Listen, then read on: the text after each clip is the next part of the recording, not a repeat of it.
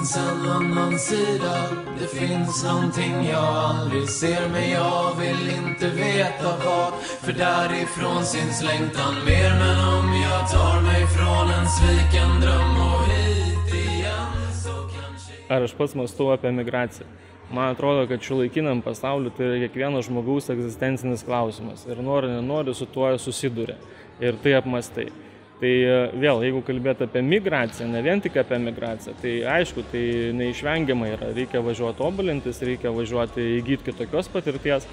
Ir aišku, visą laiką ir pagalvoju, ir tą darai. Bet kuomet kalbėjau apie migraciją, tai visą laiką galvoju, ar tai iš tikrųjų jau manęs niekas šiandien nebelaiko, ar iš tikrųjų aš nieko negaliu prisidėti prie to, kad čia gyventi būtų geriau.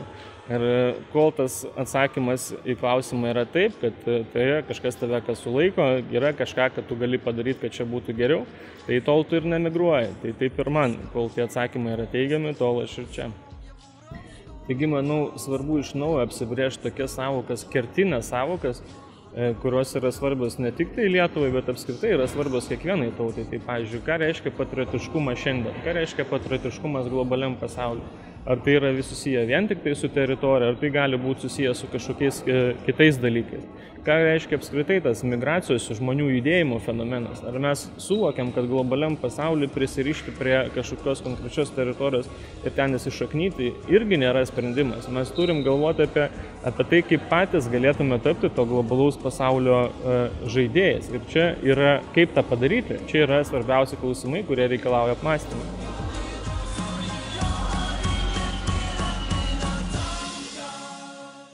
Ar sociologai gali pasiūlyti kažkokių sprendimų kovai su emigracija ar emigracijos naujam apmąstymui? Tai aš manau, kad be abejo gali, yra daugybė tyrimų pridaryta ir Lietuvoje, ir pasaulyje, kurie apie tai kalba iš įvairių pusių. Ir vienas iš tokių paprastesnių variantų, kokį sprendimą būtų galima pasiūlyti, tai yra mano naujausiam straipsniui. Bryr sig om vilka höjder vi kan nå, på vilken sida som vi står.